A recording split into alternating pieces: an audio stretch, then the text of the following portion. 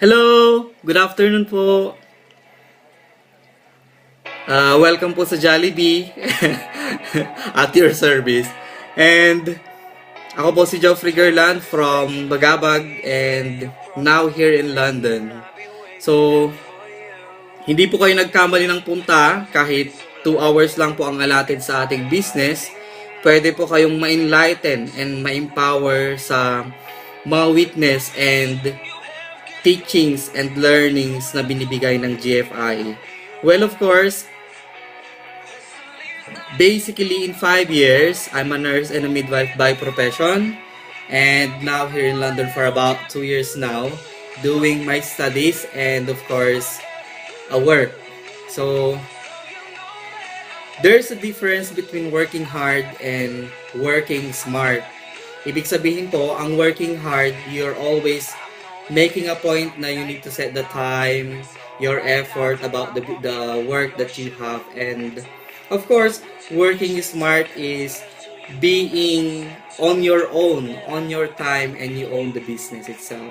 So, joining this business, GFI, or the Global Fusion Incorporated, is napakalaking posible na mangyari po yung pangarap nyo kasi hindi ko po akalain na makakapag-earn ako ng peso and at the same time I'm earning pounds here in London. So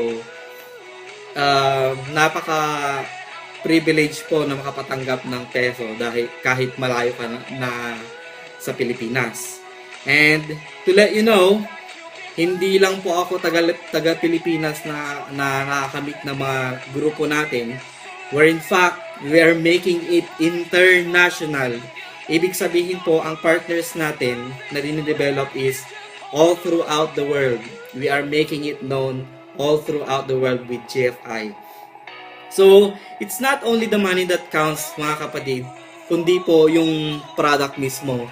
Wherein, sa product mismo, you become more effective, healthier, and of course, it makes you more productive. In a way, you can do whatever you want. And before po, hindi po, nagtataka po ako kung paano po gawin yung business with GFI. Pero, ang mga leaders po natin dyan sa Pilipinas ay willing to help. And they are actually just a flick of a second, magte-text yan or tatawag para lang i-comfort ka kung ano ang kailangan mo. So, yung bonding po ng grupo is very, napaka-tight po. So, kayo po, kung ano po ang desisyon nyo, nandito po ang GFI na tumulong para sa makamit ang iyong pangarap. So lamang po, salamat.